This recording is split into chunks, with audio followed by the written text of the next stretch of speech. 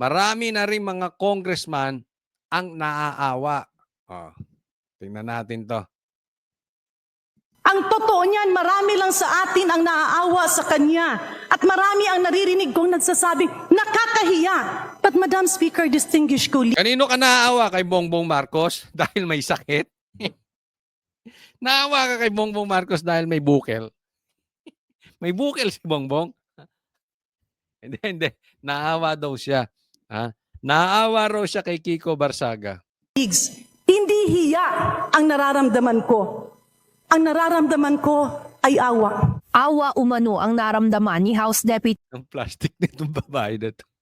Ang plastic mo, ting, naawa ka kay Kiko. Pambira. Oh, ba't ka naawa kay Kiko?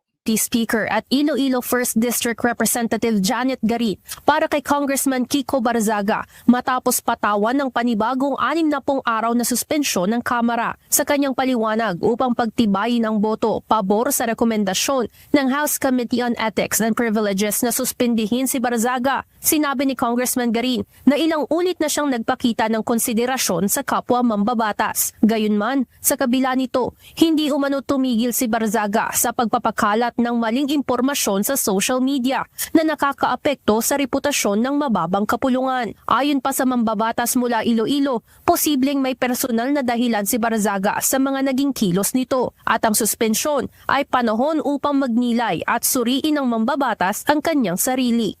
Bilang isang doktor, bilang isang nanay, naiintindihan ko that there might be personal circumstances surrounding the events that are eventually unfolding. So ganito, naawa daw siya dahil nasuspinde at isususpindi ulit 60 days ata ulit, additional 2 months si Kiko Barsaga. Naaawa daw siya dahil ang pinapatukuyan nito, yung alam naman natin na ginagawang issue na may sapak si Kiko Barsaga. Hindi natin alam kung totoo o hindi totoo. Okay, hindi naman ako doktor. Pero sinasabi niya, ako'y parang bilang doktor, pakinggan niyo yung sasabihin niya, bilang doktor, may mga circumstances. Batas ang kanyang sarili. Bilang isang doktor, bilang isang nanay, naiintindihan ko that there might be personal circumstances. That may be personal. Bilang doktor at nanay, may personal circumstances Surrounding the events that are eventually unfolding. So yun nga, ang pinapatukuyan dito, may sapak si parang pambihira. Naaawa ka. Pero binanatan mo dyan. Di ba? Pambihirang kaplastikan nitong mga ito, no? Kung talagang naaawa ka, hindi mo na dapat binabanatan. Alam mong nandiyadyaan ka. Alam mong ilalabas sa TV yan. Tapos, meron kang sinasabing medical. Maybe not directly, pero alam naman natin ang pinatutukuyan nila na may medical problem tong si Kiko. Di ba? Naawa ka pero siniraan mo ang plastic na itong mga to. Dagdag pa nito, bukod sa mambabatas ay naaawa rin siya sa mismong 4th District ng Cavite na pansamantalang mawawala ng kinatawan sa mababang kapulungan ng Kongreso. Ngunit para sa suspendidong kongresista, Ito lang nga sa akin. Wala namang issue sa akin. Kung talagang mali si Kiko Barsaga, isuspindi nyo. Kung gusto nyo, tanggalin nyo pa eh. Ito naman ang lagi kong sinasabi sa iba. Pero patas dapat. Di ba? Kung ganyan ang standard nyo kay Kiko, dapat ganyan din ang standard nyo sa mga magnanakaw. Alam nyo namang maraming contractor dyan eh. Sa hanay ninyo. Ni ayaw nga nyong imbestigahan. Bakit? Ang isususpindi ninyo yung nagsasalita nung baho nyo dyan sa loob. Diba? Wala naman akong problema kung i-impeach si Sara eh. Kung imbestigahan si Sara patungkol sa confidential funds, imbestigahan nyo rin yung presidente at bilyon ng confidential funds noon. Ano kayo? Diba? Ganyan, same thing. Ang sinabi ko kila Tebes, kila Bong Revilla, kahit kila Pastor Gibo, lahat yan. Yung iba pinapadaan nyo sa due process, ni ayaw nyo nga padaanin sa due process itong mga ito. At kitang-kita naman natin, puro mga kalaban sa politika ang binabanatan. Diba? Hindi po tayo nagtatanggol. Kung gusto nyo, i-demanda ninyo. Bahala kayo. Alam ko may immunity itong mga ito. Pero, antayin nyo panahon, i-demanda ninyo kung may mali siyang nagawa. Diba? Tanggalin ninyo, okay lang, tanggalin. Gawin nyo rin sa mga kasamahan nyo dyan. Meron nga kayong naging kasamahan dyan child abuser, convicted by the court.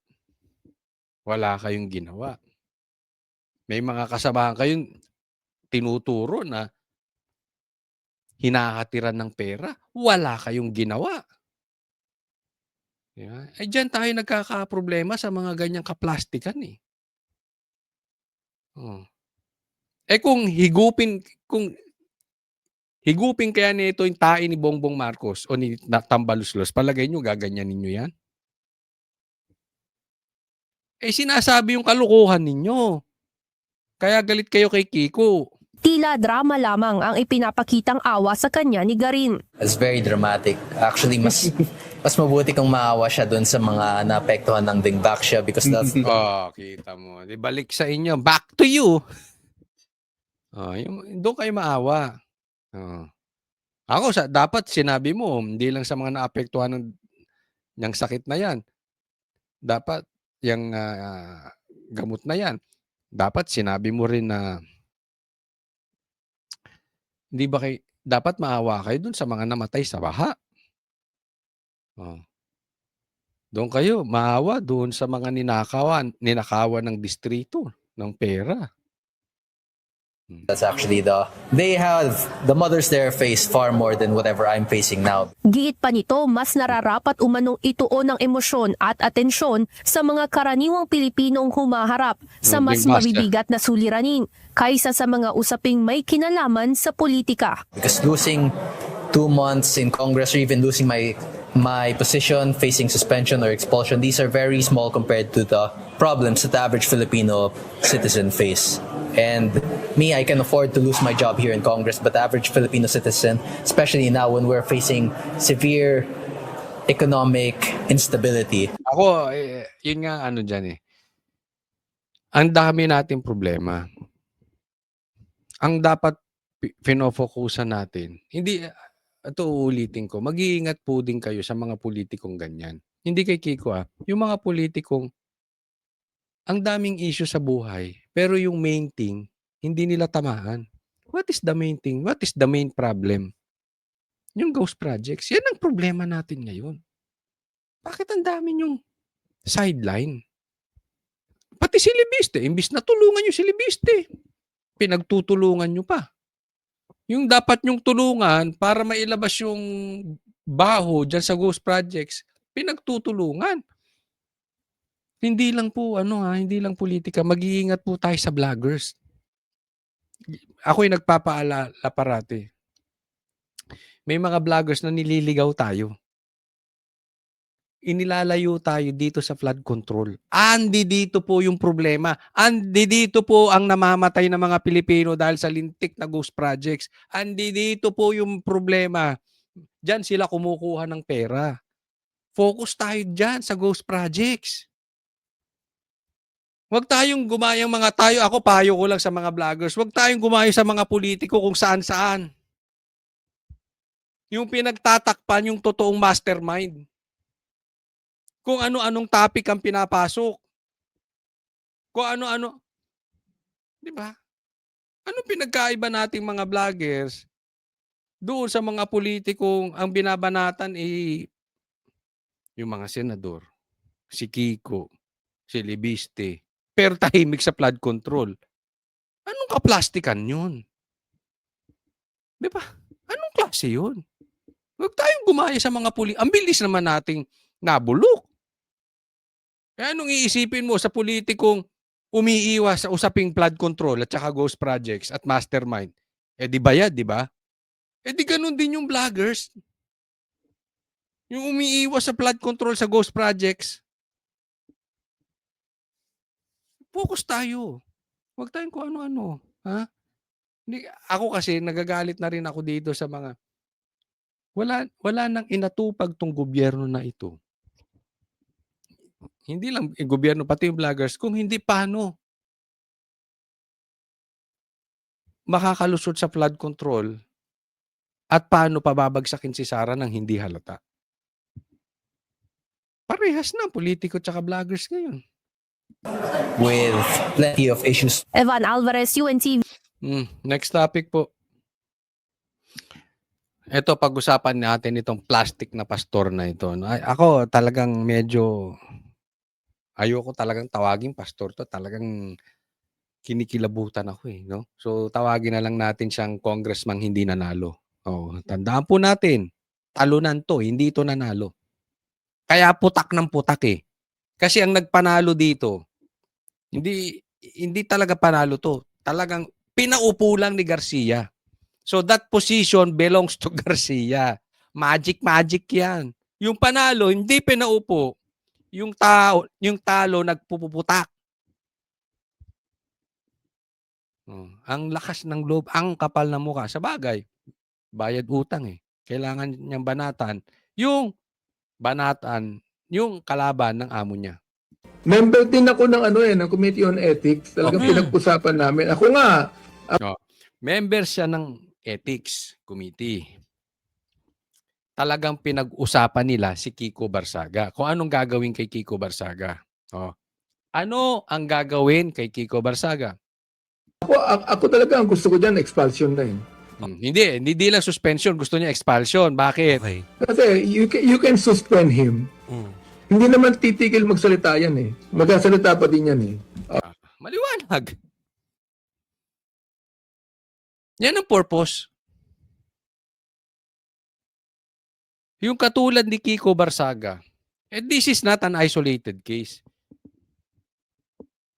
Si Kiko lang kasi, malaki ang platform dahil congressman. Pero sa kanya galing, ano? Para tumigil magsalita. Kasi nga kung sususpindihin mo, habang suspended, magsasalita at magsasalita pa rin. That exactly what the congressman wants. Yan ang talagang, hindi lang mga congressman, yan talaga ang ginagawa ng mga politikong involved sa ghost projects. Or kung hindi man involved sa ghost projects, yung bossing nilang pinagsisilbihan, yan ang gusto. Manahimik si Kiko, manahimik si Lebiste, manahimik si Defensor, manahimik si Chabit, manahimik ako, manahimik kayo, manahimik tayong lahat. Tuloy ang nakaw, huwag niyong pansinin yung ghost projects. Punta tayo doon sa impeachment dahil sa 150 million lang ni Sara. Kayan. Yung 3 taon na ginagawa sa atin, let me repeat this. Yung 3 ginagawa sa atin, sa mga politiko at sa mga vloggers katulad ko at sa mga katulad ninyong mga manunood, sinabi in one sentence ni Abante.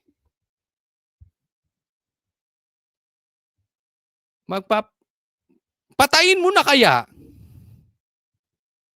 para manahimik. Ba't kaala mo ba pag tinanggal mo yan? Kasi yun nasabi niya, pag sinuspindi mo, hindi naman titigil magsalita. So expulsion, tanggalin.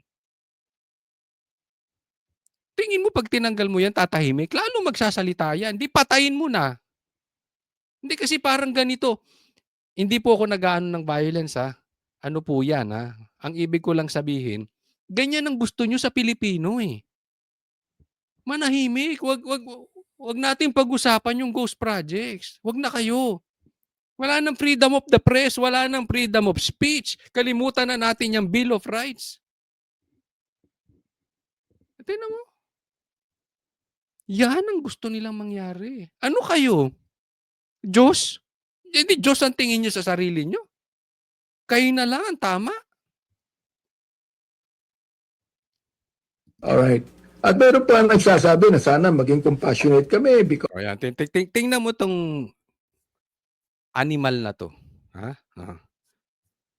May mga nagsasabi maging compassionate o maawa naman kayo kay Kiko dahil ano, Because he has a para bang neurotic attitude. Sabi ko, On this, he yeah, does not spectrum, believe, yeah. he does not believe that he has a mental, a mental problem. kaya so sinasabi niya, maawa naman daw kami sa kanya. 'Di ba? Pero siya nga hindi siya naniniwala, may sapak siya eh. English lang kaya maganda pakinggan. Pero yan ang ibig niya sabihin, neurotic. Sa madaling salita, may tama si Kiko. Ako, hindi naman ako medical expert, okay? Hindi ako doktor. Nakita ko na rin sa personal si Kiko. At si Abante, hindi ko nakita sa personal pa. Pero looking at it, Abante, parang ikaw may tama.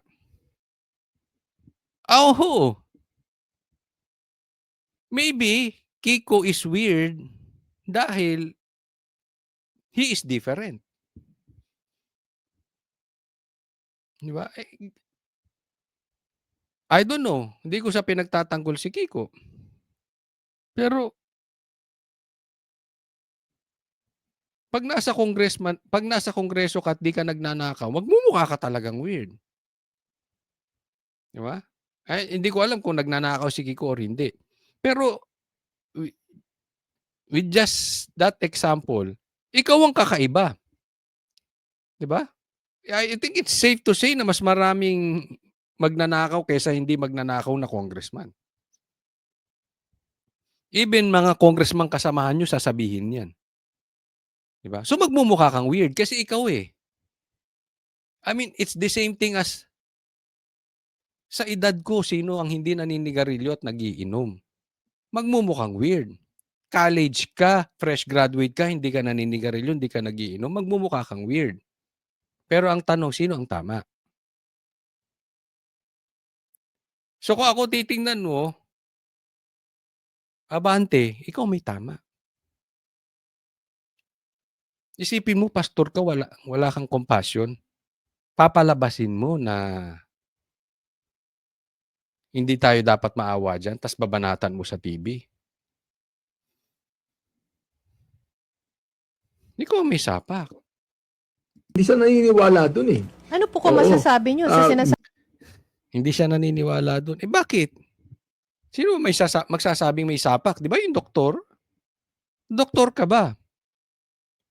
Ngayon, kung meron kang ebidensya na maglalabas ng medical na may sapak ito at ito'y dapat nasa ospital, wala sa Congress, edi ilabas ninyo. But for the meantime, inaakusahan mo eh. So, sasabihin ko sa iyo to, an accused is considered innocent until proven guilty. Hindi, di ba? Oh. ng iba na freedom of speech? Well, we allow that. In fact, sinabi ko pa nga, na kapag pinilit natin siya na magkaroon ng medical expert na tumingin sa kanya, that might even violate. Ang gago mo talaga. Ang gago nito. Pinipilit yung medical. O, hindi ba? Ba't hindi mo? Ang tanong, bakit hindi ba magkaroon ng freedom of speech? Hindi nyo siya bayaang magsalita? Ba't gusto nyo patahimikin? Dito ka na naman sa mental aspect ni Kiko. Eh baka mag-exam kayo niya, mas matalino sa'yo yan. His rights as a person. So, nasa kanya yun eh. Nasa kanya. He can still speak outside Congress, but not inside Congress. Ay, ayan po. So nakikita ninyo. Ha? Nakikita nyo ang mukha ng Congress. Grabe. Sa Senado, we have Tito Soto and Lacson controlling the narrative. Diyan sa Kongreso, we have Abante. We have the likes of Abante na kinokontrol lang Hindi kayo pwede magsalita dito. Kami ang bossing dito. Bigyan ng maleta to. Bigyan ng Rimowa. Ang kapal ng mukha nito.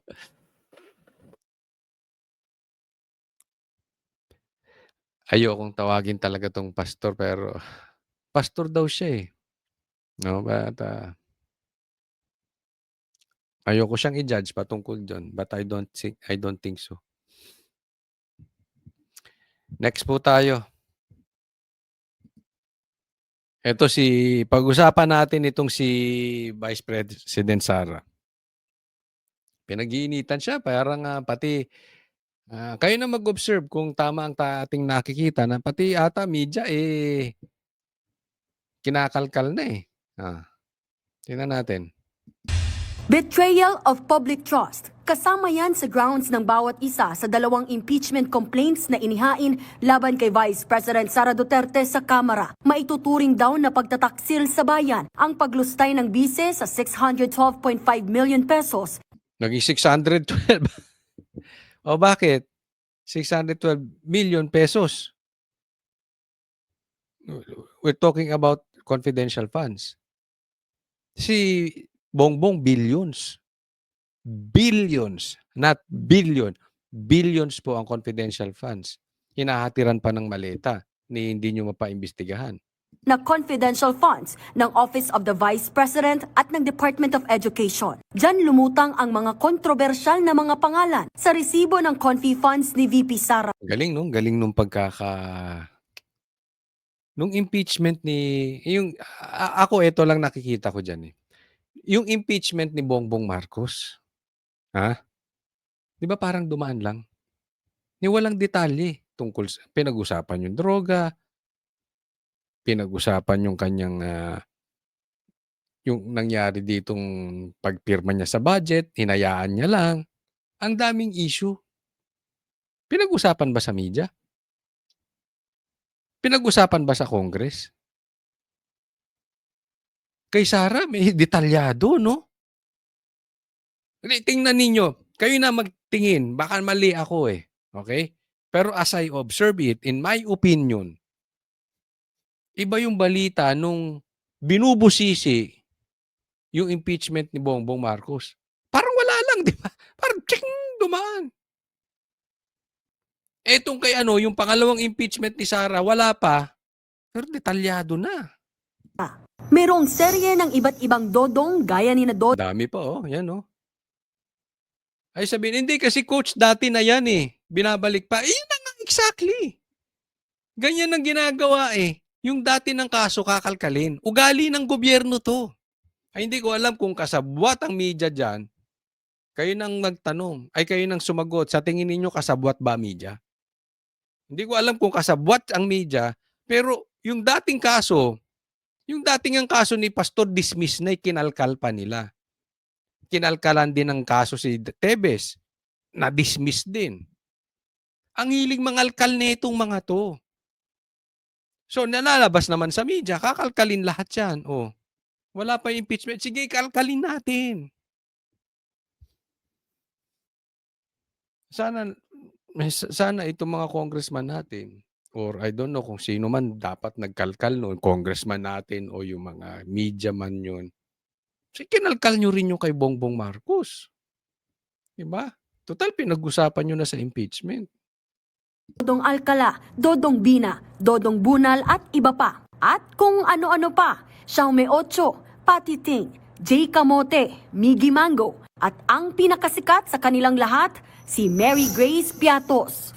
Giit ng kampo ni VP Sara, handa silang ipaliwanag ang mga pangalang yan sa tamang forum, oras na umusad na ang impeachment laban sa kanya. Handang ipaliwanag.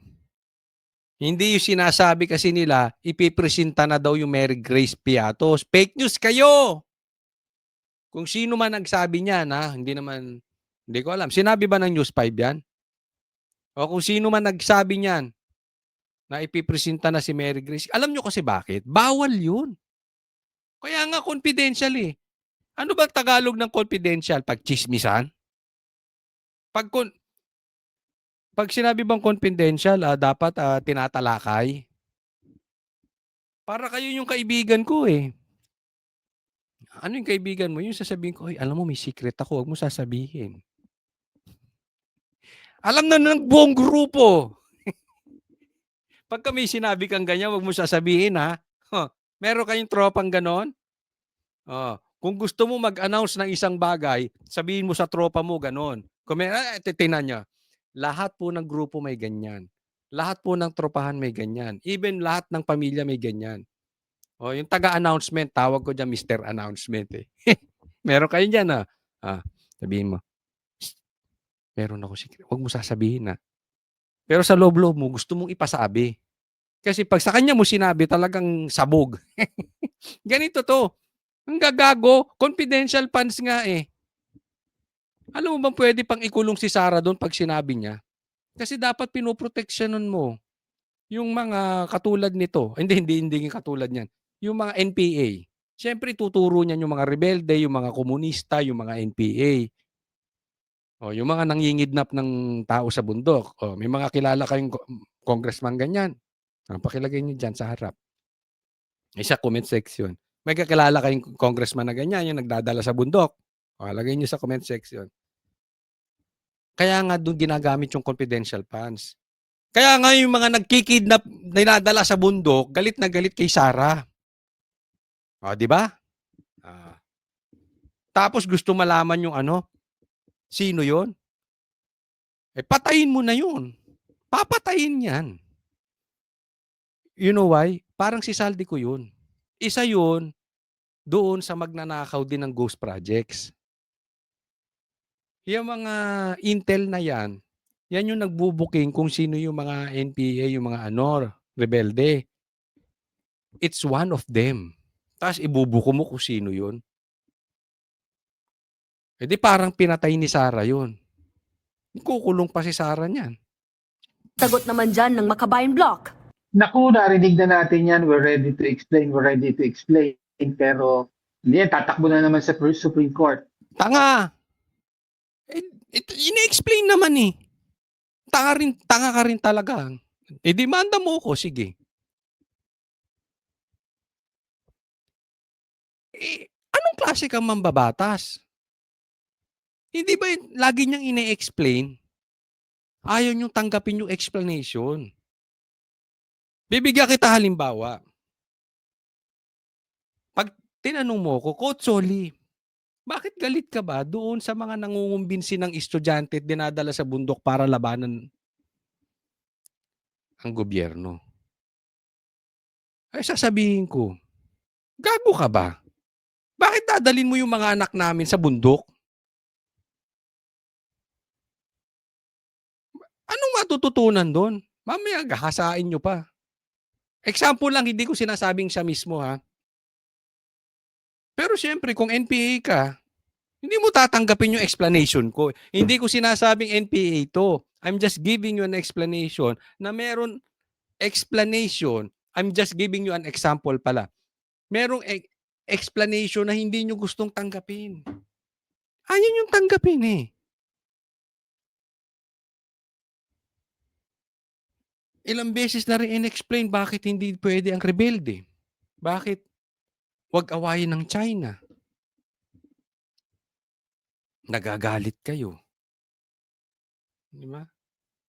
Huwag ka nga magbida-bida. Supreme Court. Don't wait for the impeachment proceedings. Ipaliwanag mo na ngayon. Okay. Tanga ka. Tanga talaga to. Hindi po mura yung tanga. Ibig sabihin ko, i-stupid o kaya naman ay nagtatanga-tangahan. Alam mo, galit ako sa nagtatanga-tangahan. So, kung nagtatanga-tangahan ka, tawagin na lang kitang tanga.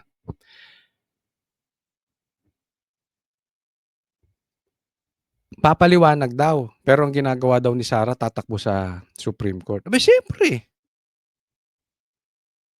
Kasama sa batas yun eh. Kasi ayaw nyo tanggapin. Huwag na daw antayin ng impeachment, paliwanag na. Anong nangyari doon sa impeachment nyo kay Bongbong Marcos? Ano yung nagpataas lang kayo ng presyo? Yung sinampan yung impeachment kay Marcos, wala daw substance. Diba? Galit na galit kayo kay Sara, kay Bongbong Marcos. Gumawa kayo ng drama. Walang kwenta yung ipinasa nyo. Napaka-ipokrito mo itong mga ito. Dahil sa pahayag ng kampo ni VP Sara, umugong ang usap-usapan na posibleng iharap na nila ang totoong Mary Grace Piatos. Paglilinaw naman ng legal counsel ng bise na si Attorney Michael Poa, wala raw siyang sinabi o kinumpirma na ilalabas nila ang isang Mary Grace Piatos. Oh, so fake news. Kung sino man nagpalabas niyan, fake news. Hindi ilalabas ang si Mary Grace Piatos. Kung- Malay mo, ako yon. Piyansa ang Ay! Ikaw ba? Ikaw ba? Oh. Magdidemanda ka pa. Ang kapal ng mukha mo. Di ba ikaw yung convicted ng korte na child abuser? Hindi ako nagsabi nun. Korte. At hindi kita pinagbibintangan. Hindi. Kasi ako galit ako dun sa akusahan mo yung tao pero wala pa namang ano. Lagi ko sinasabi, an accused is considered innocent until proven guilty. Ikaw guilty na. Bakit? Sabi ng korte yun. Tanga. Ikaw pa magdidima-demanda ng ganyan. Nanguha ka ng bata, nang abuso ka ng bata. Ang kapal ng mukha mo, te. Di ba? Sige, itanggi mo. Itanggi mo! Na sinabi ng korte, child abuser ka. Didemanda mo rin ako. Ang gago. Lalakas na ano na ito mga ito. Akala mo kalilinis na itong mga... Ba't ba ang hihilig nyo sa bundok? Hindi, itong child abuser, ha? Sinabi naman ng korte yun, eh. Hindi, fake news ba ako? Just research nyo. Kung hindi convicted yan. mga naghain ng reklamo na sufficient in form and substance ang impeachment complaint laban sa bise. Kakuha ng sapat na bilang ng suporta ang impeachment laban kay Vice President Sara Duterte. In other words, makikita natin na yun. Nasang bundok ka ngayon?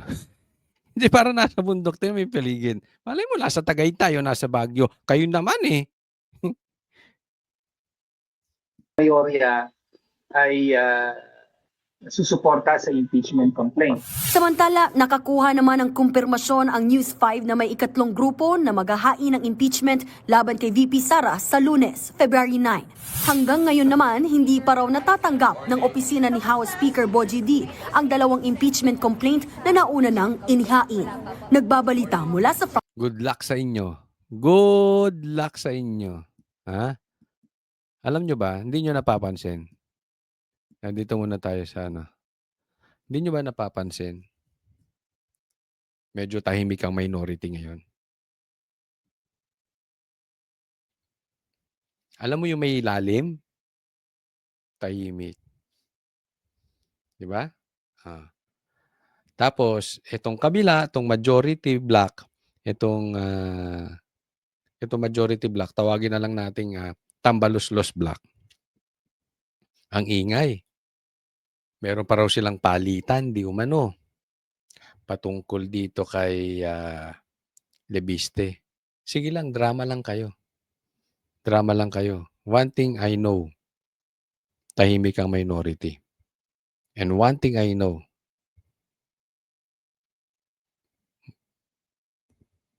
isa na lang, may numero na. Di umano. Yan po ang sabi sa atin. So,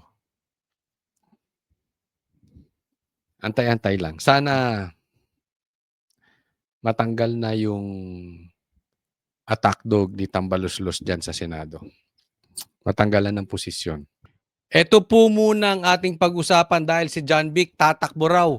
Presidente, grabe lumaki ulo nitong mama na ito, no? Ito muna pag-usapan natin bago yung bukol. Ay papakita ko sa inyo yung video.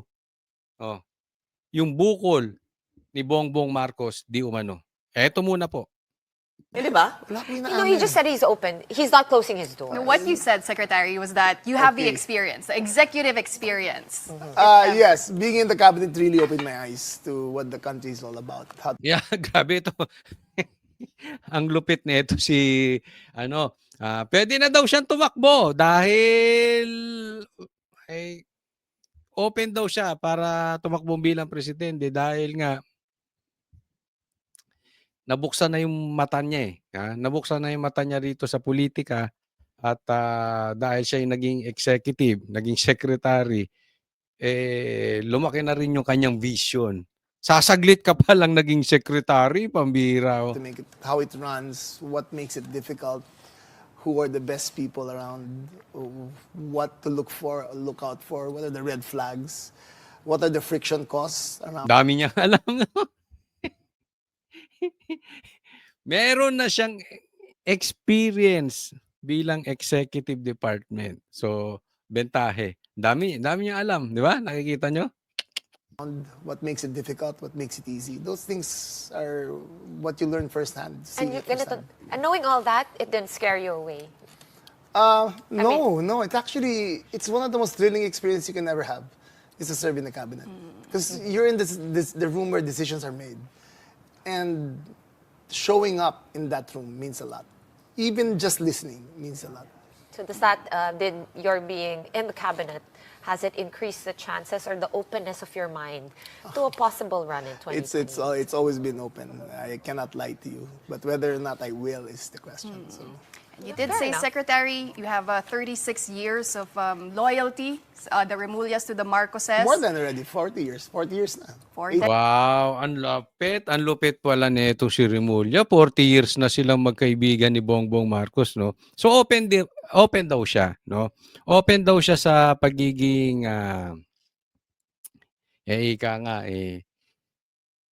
standard bearer, ni Bongbong Marcos. Ganyan din naman si Risa, di ba? Open din siya. So posibleng tumakbo. So ito yung mga napupusuan na tatakbo si John Vic at saka si Risa, no? Isa yan sa kanilang tinitingnan.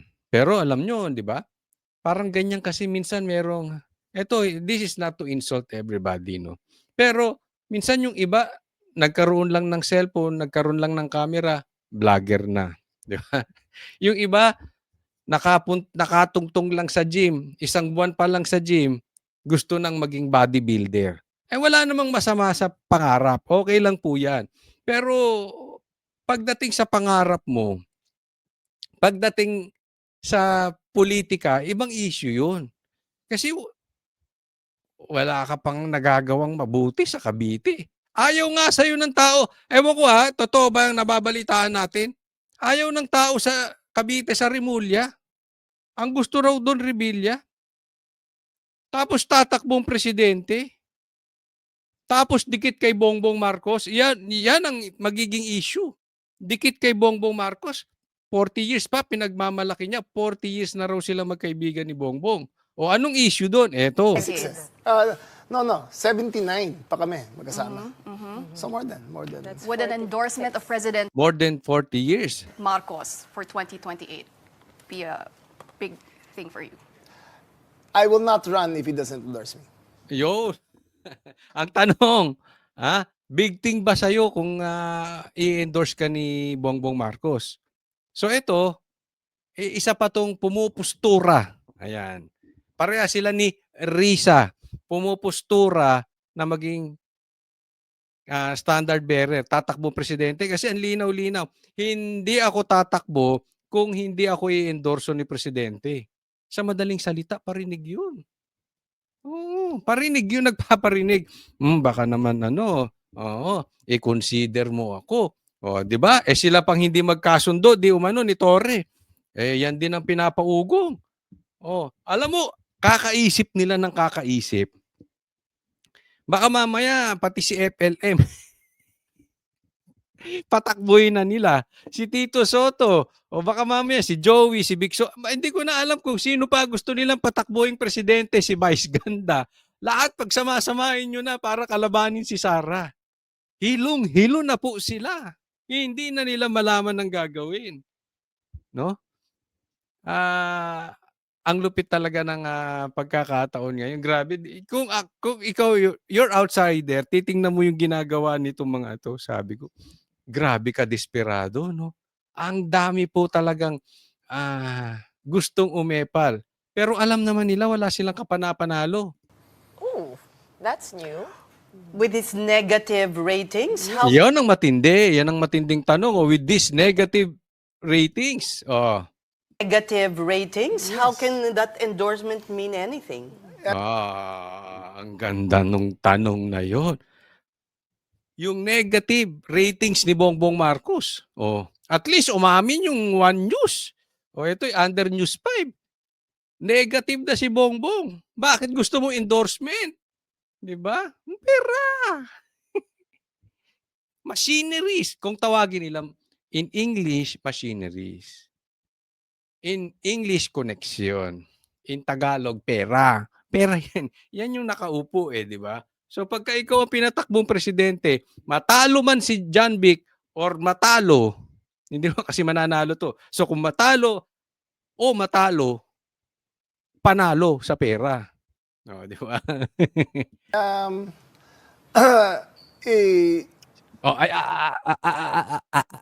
Ayusin mo, sagot. Baka magkamali ka, hindi ka, yung postura mo, hindi ka kuhanin ni Bongbong Marcos. I serve at it's a family thing, it's the confidence thing. It's the machinery. Yan. It's the network, it's the machinery. Pera. Siyempre yung network. Ano ba yung network? Connection. Connection sa mga negosyante. Di ba? Malalaking mga trilyonaryong negosyanteng nagbibigay sa mga politiko. Machinery. You're so cynical. Can't you be positive, diba? We're here trying to paint a rosy picture, and you. Whatever I say, you're incredible. You're incredulous right away. Realist. Diba? You're incredulous. I'm trying to talk in poetry. You beat me up with prose. Diba? So would it be safe? Hindi ka makasagot. 'Di ba? Bakit gusto mo yung endorsement? Yung iba patayo na. Palayo na kay Bongbong Marcos, napapansin nyo, yung iba dumidistansya na. Ikaw gusto mo pang lumapit, 'di ba? Alisan mo ng power si Bongbong. Kunwari, ma-impeach 'yan. Kunwari lang hindi ko sinasabing sana mangyari. Kunwari biglang mamatay. Tingnan mo yung mga yan. Talikuran lahat yan. Balimbingan, kaliwat kanan, balimbing. Pagdasal ninyo, hindi mamatay si Bongbong Marcos.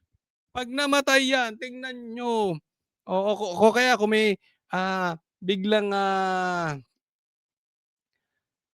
natanggal, naalis bilang presidente, legal way I'm talking about legal ways. Natanggal. Tingnan mo, lipat yung mga yan. Tingnan ko kung gusto pa nilang idikit yung pangalan nila kay Bongbong Marcos. Mga oportunista rin ako itanong ko, John Vic, ganun ka ba? Di ba? Ganun ka ba, John Vic? Tayo naman nagtatanong lang, no? Pero magkakasubukan dahil ang mga politiko, traidor. Baka nga may trinaidor tong Hindi nyo ba trinaidor ang Rebilla? Ako tatanong lang. Hindi nyo ba trinaidor ang Rebilla? To say that if That you was get poetry! so if you get the BBM's No, endorsement, let's not go there. Let's not it'll go there. Kita mo? Hindi niya kaya. Ayaw niya yung topic. increase your Let's not go there. Speculative good, na. Sige. Good work will always Baka sell wala itself. na natin si Secretary Good kasi work. baka Ay, nako. So, eto yung mga klase ng mga sekretary. Ako nga, duda pa. Kung itong sekretary na ito ay isa doon sa binabanggit nasa listahan ni Lebiste. Kasi sabi niya, di ba, may 5 nakaupo ngayong sekretary nasa listahan ng Cabral Files. Sa madaling salita, may nakaw. Hindi ko alam kung isa siya doon. Pero ito yung titingnan natin. Naging secretary lang. Kala mo, alam niya na pagiging executive. Baka nga kahit sa barangay tanod, hindi manalo ito. Pwede siguro pag ang election, PTA, di ba? PTA. Pero president, ang bilis naman ata lumaki ng ulo nito si John Vic. Hindi kasi iba kasi po ang president. Yung president una may talagang heavily connected ka diyan.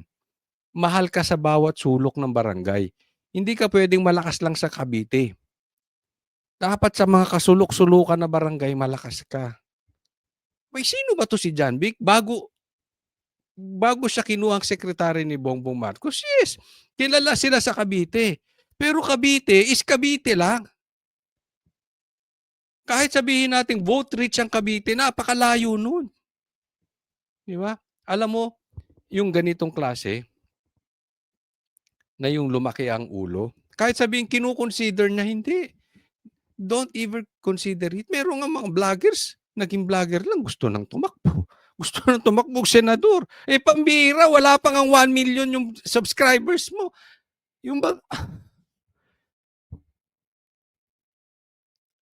alam mo, grabe ang pagiging sakim sa pera, kapangyarihan. Nabubulag ka eh. Hindi mo na nakikita, ano ba talaga yung kalagayan ko? Di ba? Hindi lang po ito ha. Hindi lang po itong si John Vic. Ito pa po. Nako, ito pa.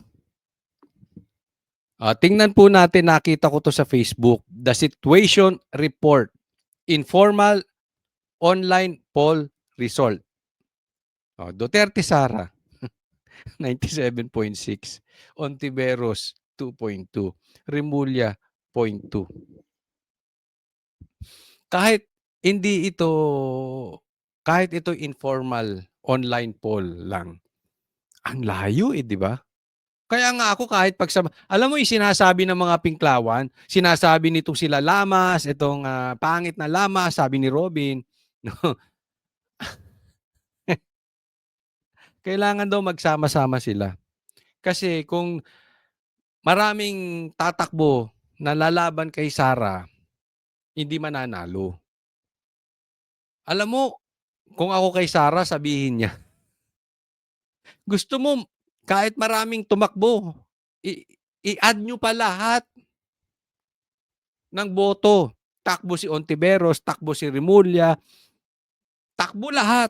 Pati si Lenny, pati si Bam, kinukonsider, pati na rin si Toric, kinukonsider na rin. Talagang grabe, no? Kung ano-ano naiisip nitong Dilawan na ito. Talagang, diyan mo makikita na ang Dilawan talagang bulok na. Tingnan mo yung ano nila, yung mga nagmi-meeting sa Dilawan, De Lima, yung iba na taga-bundok pa ata. Kahit pagsama-samahin nyo, boto nyo, ha? Hindi, yung totoo lang, hindi kayo aabot sa magiging boto ni Sara sa 2028. Kung aabot pa si Bongbong sa 2028. But assuming umabot siya, malabo. Kaya ako, ano sa tingin ninyo? Hindi na kasi usapin, ito, ano na to eh, alam to ng lahat, even sila umaamin eh. Kaya nga sinasabi nila, hindi sila pwedeng magwatak-watak eh. So alam nila talagang malakas si Sara. Dilawan, yung mga komunista, yung mga NPA, yung mga pula, lahat po alam nila malakas si Sara. Kaya nga nanginginig na sila sa takot eh. Diba? Eh yan naman public knowledge. Sino ba sa inyo dito hindi nakakaalam niyan? Diba? Alam ng lahat. Hanggat buhay si Sara, hindi sila mananalo sa 2028. Kaya ako sa tingin ko, delikado buhay nitong si Sara. Delikado. Kaya mag-iingat ka, Sara. They are desperate. Naalala mo yung nangyari kay Ninoy? Hindi nga natin alam kung sinong yumari kay Ninoy. Ayoko na magbintang. Hindi natin alam kung kalaban sa politika. Or baka nga kakampi pa sa politika ang yumari kay Ninoy. I really don't know. Pero, meron silang tendency ganyan. So dapat mag-iingat to si Sara. Kasi obvious naman, kaya nga binabanatan to sa impeachment, kikita naman natin, that is public knowledge. Kung mahina si Sara, hindi yan pagtutulungan ng kung sino-sino. I mean, si Risa ba kakainin yung tae ni Bongbong? kung mahina si Sara? Hindi. Yung mga dilawan ba kakainin yung sinuka nilang Marcos? Hindi. Tinain na nila yun, isinuka nila, kinakain nila ngayon. Bakit? Dahil malakas si Sara. Yan ang masakit man sa kanilang tanggapin, pero yan ang katotohanan. Hindi na natin mahaalis yan. 'Di ba? So, lahat po kakasuhan yan sa ombudsman, sa impeachment. And yun nga, delikado buhay nitong si Sara. So, they will try their best hindi makaupo to si Sara. Lalong-lalo na pag nakaupo si Sara. Alam naman natin eh, di ba? Alam natin sino ang mastermind sa ghost projects. Sino ang mastermind sa flood control scandal. Alam na po ng buong Pilipinas yan. Kaya siyempre, gagawin nilang lahat ng paraan para ang makaupo ay kakampi ng mga magnanakaw. Pag ang nakaupo galit sa magnanakaw, yari. Eh yung iba nga dyan, adik pa. So pag ang nakaupo ay galit sa adik, yari din. So kailangan makaupo, galit sa adik. Pero ang tanong nga dito, aabot pa ba si Bongbong Marcos dahil may bukol? Ayun na sabi ha, hindi natin alam kung ito'y totoo o hindi. Pero sasagutin natin, ipapakita ko sa inyo yung video kung may bukol nga si Bongbong Marcos o hindi. Ito po yun. Ito po, nilabas ng bilyonaryo. So gusto ko po titigan yung mabuti. Doon sa may mga edad na nakatulad ko, isuot nyo na yung reading glass ninyo. I-zoom po ninyo. Ha? Kasi po ito'y sinend sa akin. At ilang beses kong ni-rewind, finorward, in-slow-mo, etc. etc. Ang tanong nila, Coach, tingnan mo to, may bukol. Coach, tingnan mo ito, parang nakakatiter. Kasi 'di ba may sakit ito at nakaratay. So, for optics, probably baka kahit nakakatiter or kung ano man 'yan, hindi natin alam, kailangan siya lumabas. Baka sumaglit lang 'to, tas babay na, ganyan-ganyan lang, kaway-kaway, tapos na, no? Hindi natin alam, baka mahilo-hilo pa yan. Pero tingnan nyo mabuti. Ito naman ay nilabas ng bilyonaryo, ha? So ito ay legit. Assume kasi mainstream media to. Tingnan nyo pong mabuti. I-zoom nyo. Ay kikita nyo? Ay hindi. Nakikita nyo yung bandang kaliwa? Tapos parang may ballpen mahaba doon, no? May ballpen mahaba.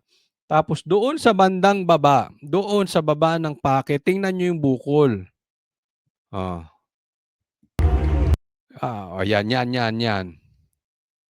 'Di ba? Kasi pag tiningnan mo naman sa likod, flat eh. 'Di ba? Hindi natin alam, yan ba ay taba? Ulitin natin, yan ba ay taba? Or mali lang yung pagkakatak-in ng shirt niya? Yung insert niya? O talagang nakakatiter ito?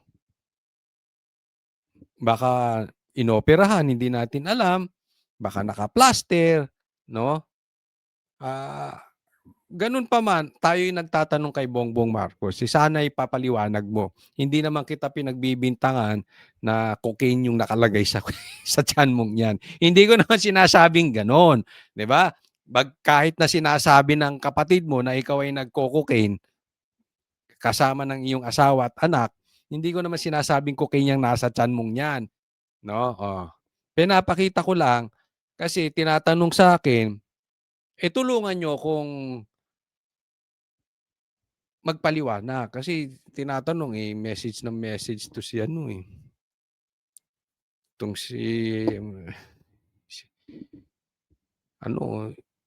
itong subscriber natin di ba? Kayo na lang bahala dyan. Mukhang hindi naman siya nagkamali lang ng tuck-in. Hindi naman po parang taba. Kasi yung kabila hindi naman ganyan. Ah. Ah. Ako lang naman, ang issue ko lang naman dito, pagka may mga ganito, alam nyo kung bakit nagkakaroon ng ganitong mga usap-usapin? Dahil ayaw nyo magpa-drug test. Drug test na naman, Kutsoli. Hindi kasi walang tiwala ang taong bayan sa kanya. Alam mo, sinabi ni PRRD bangag 'to. Kung nagpa-drug test na siya, tapos na. Even nung eleksyon sinabi ko na sa kanya yan. Bakit ka sa St. Luke's nagpa-drug test? Bigla ka na lang naglabas ng result? Dapat sa PIDEA. Tapos sinabi ni PRRD, bangag ka, ayaw mo magpa-drug test. Sinabihan ka ni Attorney Vic, bangag ka rin. Ay magpa-drug test ka, ayaw mo din. Hindi naman sinabi ni Attorney Vic bangag siya. Tapos ngayon, tuloy kakatakbo mo, nagsalita na yung kapatid mo. Hindi lang ikaw ang bangag, pati asawa mo, pati anak mo, bangag. Pag may mga ganito kasi, kailangan sinasalubong mo. Hindi dapat si Claire ang nagsasalita in your behalf. Kasi sabi ko, connected sa drug test yan Pag may ganyan, sagutin mo, hindi totoo. Tutuloy. Ang tinatanong mga vloggers, mapapag-usapan tuloy. Hindi ko rin naman alam kung ano yan. Malay ko ba dyan? Hindi naman tayo nagkikita. Pero kasi pag titingnan mo in, plain view, mukhang ang bukol. Mukhang plaster. Diba? Mukhang naoperahan tapos pinaster. Kailangan plaster. Hindi natin alam. So kaya nga dapat mag-explain siya. Pero alam mo, sa totoo, walang dudang ganito. Pag naglabas ka ng medical bulletin, yun ang hinihingi Yung official na ilalabas ng St. Luke's. Yung ipakita mo sa taong bayan, eto medical bulletin ko, maayos ako, hindi ako na-opera, eto. Signed by St. Luke's. Total, naglabas ka na rin ng drug test ng St. Luke's Hindi ilabas mo na rin yan. Tatanggapin ng tao naman yan Ang problema hindi tinanggap yung drug test mo sa St. Luke's, biglaan. Hindi ka nagpakita na ikaw ay na-test. Yan, dapat ipaliwanag mo. Hindi mo na nga kailangan magpaliwanag kung may medical bulletin Pero dyan, ayaw mo magsalita. Ayaw mo maglabas ng medical bulletin. Tinatanong ng tao. Ngayon, kailangan mong i-explain sa taong bayan, ano yan? Hindi ko alam. Baka may dala kang pera dyan. Malay natin. Kung baka may dala ka sigarilyo, hindi ko alam kung baka may dala kang Johnny Walker dyan. Kung ano man yan. O hindi ko alam. Baka malaki lang yung junior mo. Tumambok, may nakitang pogi. Ay, may nakitang hindi. It's open diba? It's open for opinions, no? But one thing for sure, matambok nga. Matambok ka, Bongbong Marcos, in fairness, matambok yan. Matambok yan, nandiyan sa harap mo. Pakisagot lang po, ano po iyan? Maraming salamat po. Huwag pong kakalimutan na i-like nyo po itong video na ito. Sana masubaybayan ninyo ang vlog ko. So subscribe po kayo para i-inform kayo ni YouTube sa mga vlog ko. Sana makapanood kayo parati. Thank you po sa sama sa akin sa vlog na ito. God bless everyone.